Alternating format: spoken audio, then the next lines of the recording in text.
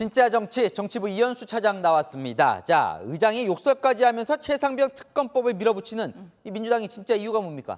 민주당 21대 국회에서 끝내야 한다고 생각합니다. 이번 국회에서 처리한다 수차례 민주당이 약속해왔고요. 총선 민심도 바로 그렇다는 겁니다.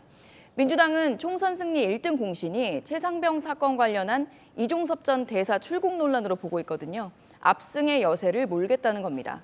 또 내일 본회의에서 처리를 해야 윤석열 대통령이 거부권을 행사하더라도 이달 말 28일 21대 국회 임기가 끝나기 전에 재의결을 시도할 수 있습니다.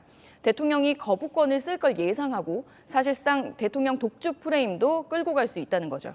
뭐 한 달 있으면 한 달 내로 22대 국회가 시작되는데 그때 하면 안 됩니까? 네, 그때 해도 됩니다. 이미 민주당에서 내부에서는 22대 국회에서 다시 발의하겠다라고 말하고 있습니다. 그러나 22대 국회가 5월 30일부터 임기를 시작하면 상임위 배분하는 것부터 당장 원구성 협상부터 해야 하거든요.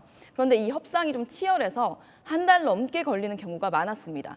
최상병 특검법의 경우에는 지난해 10월 패스트트랙에 올라서 지난달 3일 본회의에 도착했으니 6개월 정도 걸린 건데요.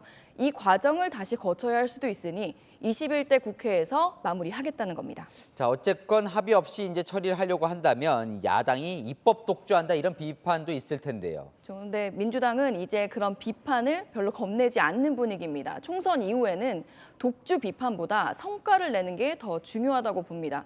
또 선거 끝나고 국민의힘 내에서도 안철수 의원 등 최상병 특검법에 일부 찬성하는 목소리도 나왔었는데요.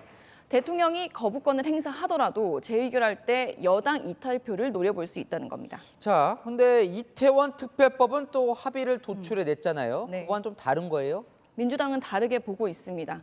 이태원 특별법은 법이 통과되면 여야가 함께 진상규명 특별조사위원회 활동을 해야 하니 협조가 필요하다고 보고 있고요. 또 영수회담에서 윤 대통령이 독소조항 외에는 취지에 동의한다고 말하면서 급물살을 탄 것도 있습니다.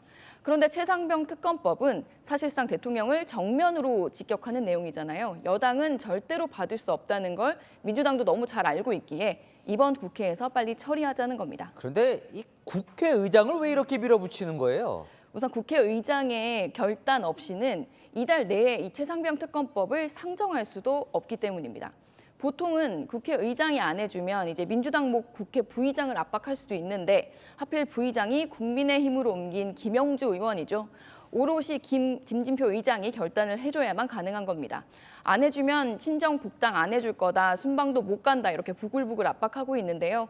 김 의장도 합의 처리 원칙을 지킬 거냐, 마지막으로 친정인 민주당의 손을 들어줄 거냐, 고심이 깊은 것으로 전해집니다. 네, 내일 봐야겠네요. 진짜 정치 이현수 차장이었습니다.